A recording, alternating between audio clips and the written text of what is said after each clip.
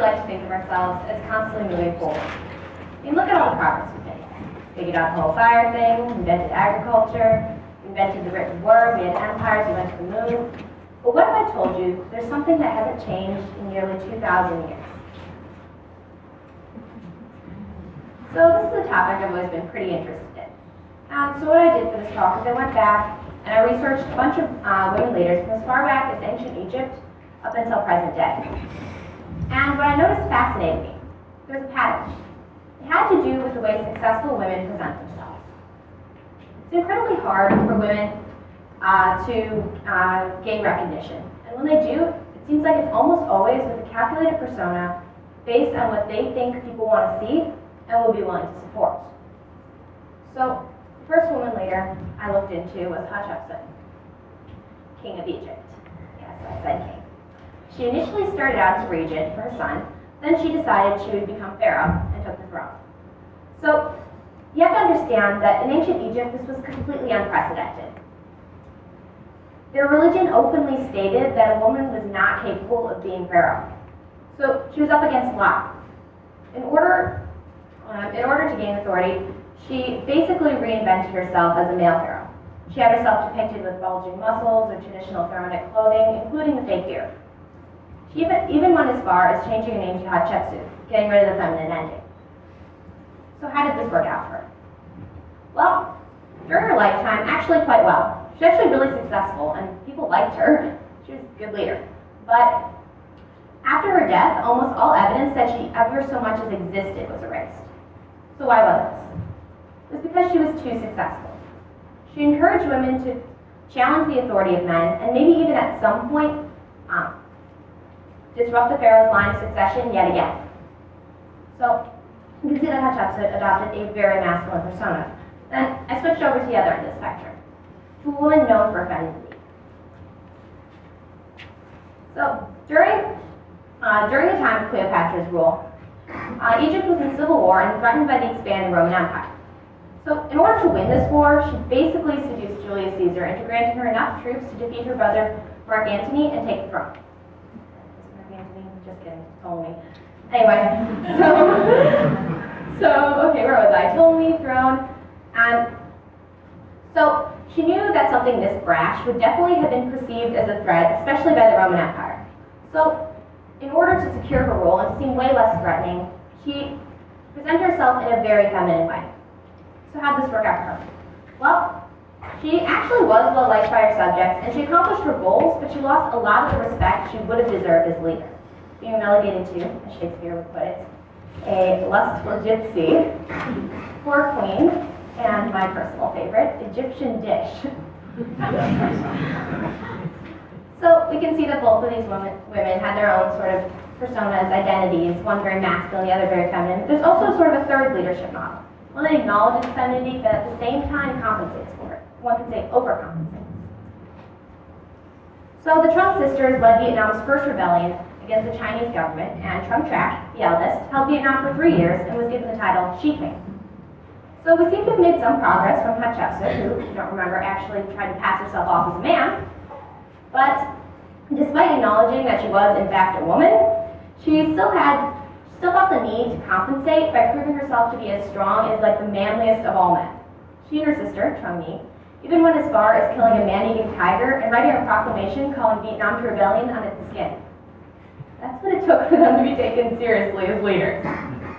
So what ties all these women together is that they're all trying to gain authority in a system that's basically designed for men. In order to do this, they've all had to adopt various personas, usually along the lines of ultra-masculine or ultra-feminine, because they thought that's what society would find acceptable of women in leadership. So the question really is, do we still do this today? Well, in order to answer this question, we have to look at some modern-day leaders. In specific, Mary Wells, Margaret Thatcher, and Hillary Clinton, the ones I chose. I thought represented it best. So, in 1951, Mary Wells was assigned by advertising agency Jack Tinker to revamp the honestly pretty boring image of Braniff Airlines. And if it was a success, she was promised that she'd be made president of the company. But then what it actually was they decided that they were just not ready to have a woman as president. So Mary Wells did the sensible thing and quit, and she started her own advertising agency, Wells Rich Green. Now, the problem is that even though she dealt with the unfairness at Jack Tinker, she still had to cater to her mostly male clients. She knew that being as successful as she was might make her seem, excuse my French, bitchy. So she made sure she was always beautifully styled and made up and love that word. Mind you of anyone? Yeah. She even went out of her way to learn, quote, man speak and studied books and studied subjects like moose hunting and things she thought men were apparently interested in.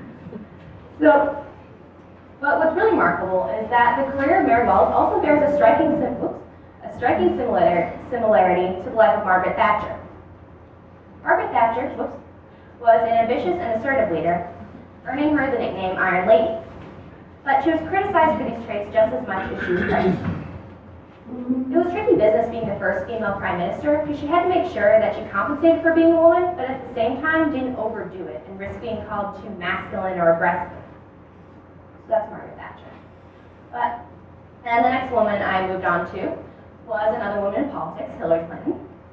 And so when she was First Lady, she was assigned by Bill Clinton, or she was appointed by Bill Clinton to lead an initiative to reform healthcare, which her opponents called Hillary Care. And this is what happens.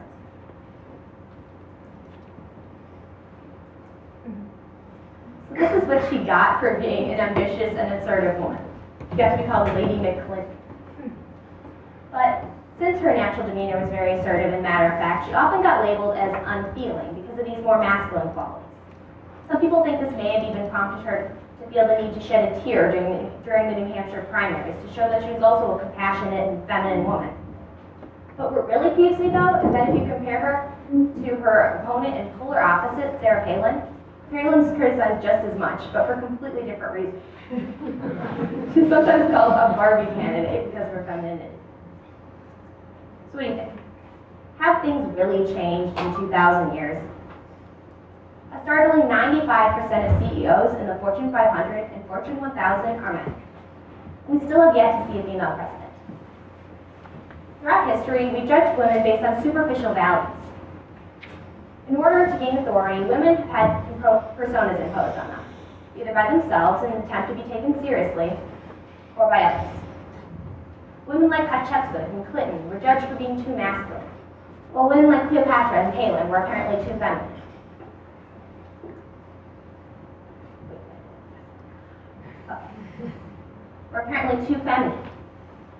But looking at the big picture, the way a woman presents herself hasn't changed because the way society views women leaders hasn't either. We all need to see a woman for what she stands for and what she has to say, and not judge her for how she chooses to say.